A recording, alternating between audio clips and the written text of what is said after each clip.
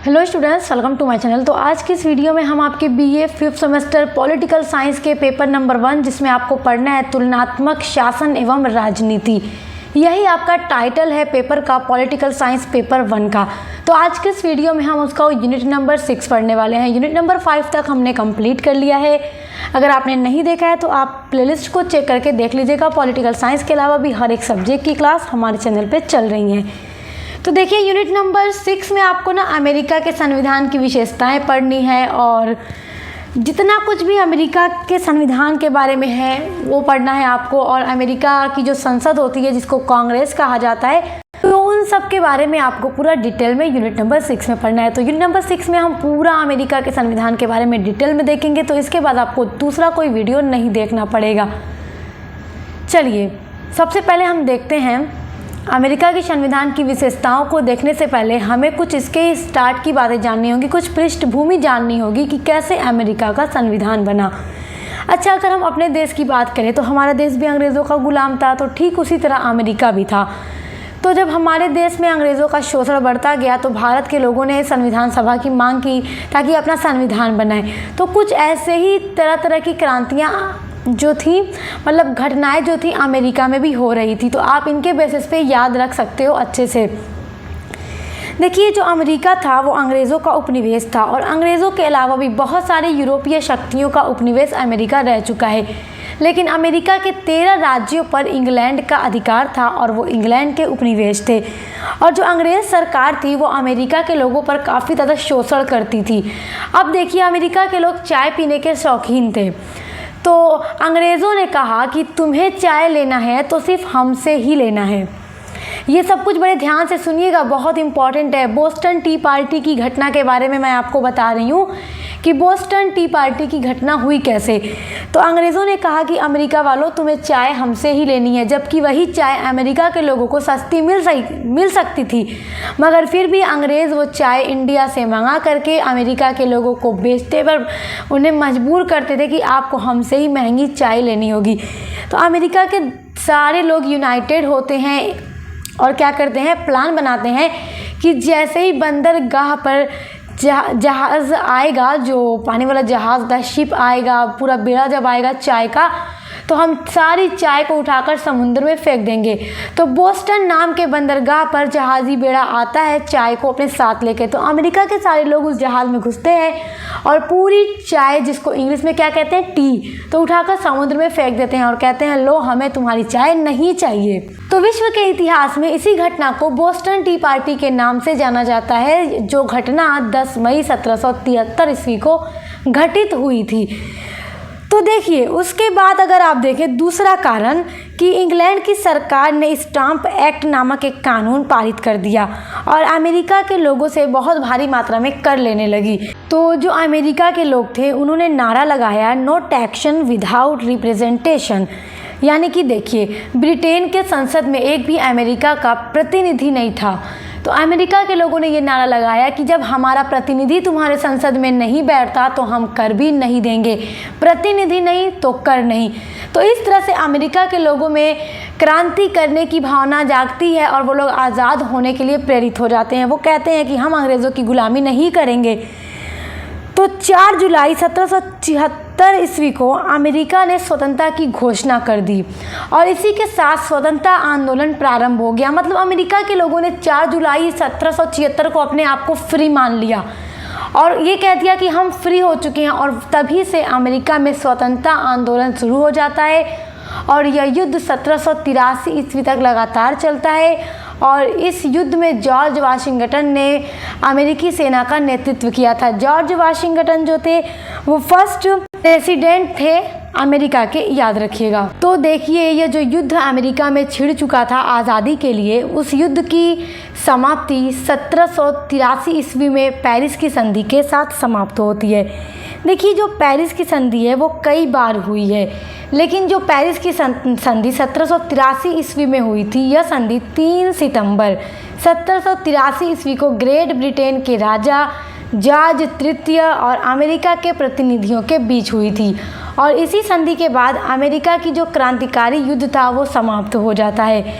संयुक्त राज्य अमेरिका का संविधान साल 1787 में लिखा गया था और इसे 1788 ईस्वी में मंजूरी भी मिल जाती है और साल 1789 ईस्वी में अमेरिका का संविधान लागू हो जाता है। और अमेरिका का जो संविधान है वो विश्व का प्रथम लिखित संविधान है और ये विश्व का सबसे छोटा संविधान भी है।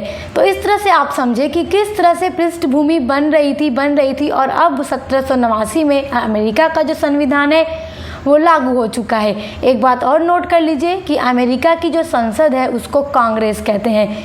जैसे हमारे यहाँ हम संसद कहते हैं ना, जिसमें लोकसभा राज्यसभा ये हमारे सदन हैं, तो उसी तरह अमेरिका की जो संसद होती है उसको लोग वहाँ पे कांग्रेस कहते हैं। तो आई होप आप ये सारी चीज़ें बहुत अच्छे से समझ गए हो। आइए अब अमेरिका के संविधान की विशेषताएं देखते हैं। अमेरिका के संविधान की जो पहली विशेषता है वो ये है कि ये निर्मित और लिखित संविधान है। अमेरिका का संविधान एक निश्चित योजना द्वारा एक निश्चित समय में निर्मित हुआ है, मतलब पूरी योजना बनाई गई। जैसे हमारे भारत के संविधान की पूरी योजना बनाई गई थी और संविधान सभा ने जैसे पूरा निर्माण किया हमारे संविधान का, तो वैसे ही ठीक वैसे ही अमेरिका का संविधान एक निश्चित योजना के थ्रू बनाया गया था। 1787 ईस्वी में फिलाडेल्फिया सम्मेलन में इसका निर्माण किया गया और 1789 ईस्वी को यह लागू कर दिया गया था और विश्व का पहला ये लिखित संविधान है।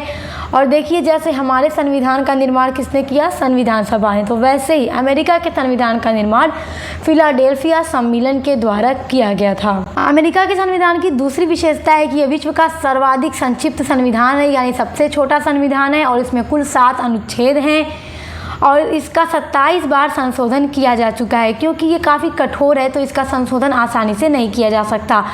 इसमें कुल लगभग 4000 शब्द हैं और इसे 10 से 12 पन्नों में छापा जा सकता है और अगर इस संविधान को पढ़ा जाए तो आधे घंटे में इसको पढ़ लिया जाएगा। देखिए अमेरिका के संविधान की जो तीसरी विशेषता है वो ये है कि कठोर संविधान। देखिए जो अमेरिका का संविधान है वो बहुत कठोर संविधान है, क्योंकि अमेरिका के संविधान में संशोधन करने की जो प्रक्रिया है वो बहुत ज़्यादा कठोर होती है। और किसी भी देश के संविधान की बात करें तो उसमें संशोधन की प्रक्रिया ही बताती है कि वो संविधान कठोर है या लचीला है। तो अमेरिका का संविधान बहुत कठोर है, क्योंकि इसमें अगर संशोधन करना रहे तो बहुत आसानी से नहीं हो सकता। बहुत ज़्यादा कठोर प्रक्रिया है संशोधन करने की, इसीलिए ये दुनिया का सबसे कठोर संविधान माना जाता है और अब तक केवल इसका 27 बार ही संशोधन किया गया है। चौथी विशेषता है संविधान की सर्वोच्चता। देखिए संयुक्त राज्य अमेरिका का संविधान जो है देश का सर्वोच्चतम कानून होता है और कोई भी इसका उल्लंघन नहीं कर सकता, चाहे वहाँ का राष्ट्रपति हो, वहाँ की कांग्रेस हो या सर्वोच्च न्यायालय हो तथा संघ की इकाइयाँ हो। संघ की इकाइयों का मतलब कि अमेरिका में टोटल 50 राज्य हैं जिनको संघ की इकाइयाँ भी कहा जाता है। तो ये सब क्या है कि संविधान के अधीन होती हैं और कोई भी इसका उल्लंघन नहीं कर सकता।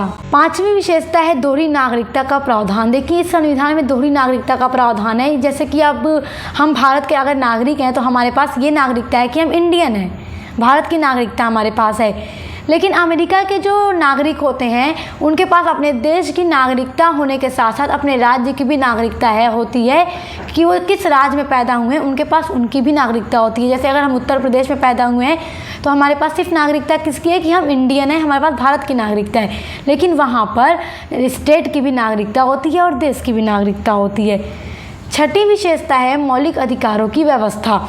देखिए जिस तरह भारत के संविधान में भारत के नागरिकों को मौलिक अधिकार का प्रावधान दिया गया है, ठीक उसी तरह अमेरिका में भी है।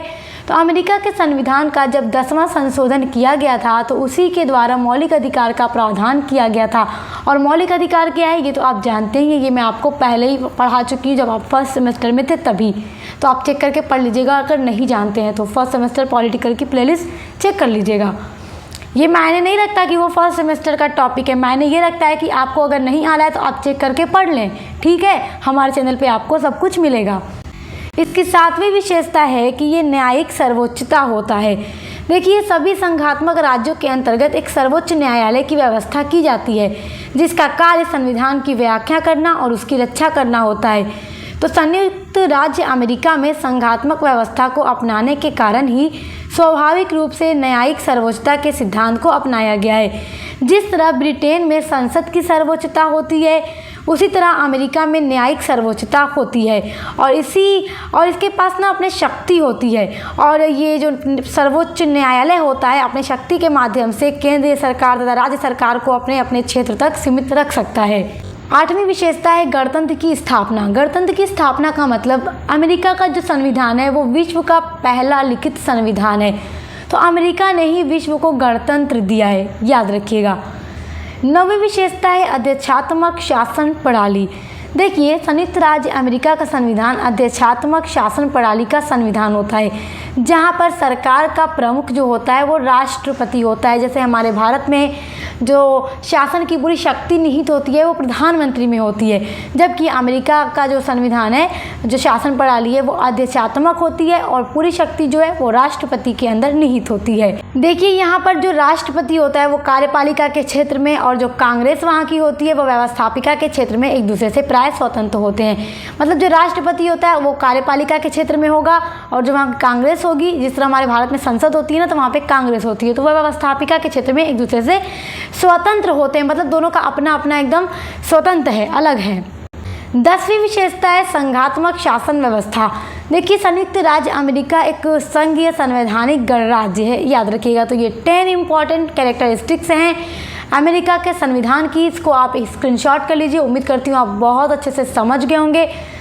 तो ऐसे ही आपके हर एक सब्जेक्ट की वीडियोस आ रही हैं, और आगे एक वीडियो मैं और अपलोड करूंगी जो इसका पार्ट 2 होगा, जिसमें हम देखेंगे कि जो अमेरिका का संसद होता है, जिसको कांग्रेस कहा जाता है, उसमें कितने अंग होते हैं, कितने सदन होते हैं, कितने सदस्य होते हैं, मतलब सारी चीज़ें उसके बारे में हम डिटेल में देखेंगे। तो इसी तरह से आप हर वीडियो को देखने के लिए अभी हमारे चैनल को सब्सक्राइब कीजिए, बेल आइकन को प्रेस कीजिए, ताकि आने वाली वीडियोज़ आपको मिलती रहें। अब मिलते हैं नेक्स्ट वीडियो के साथ।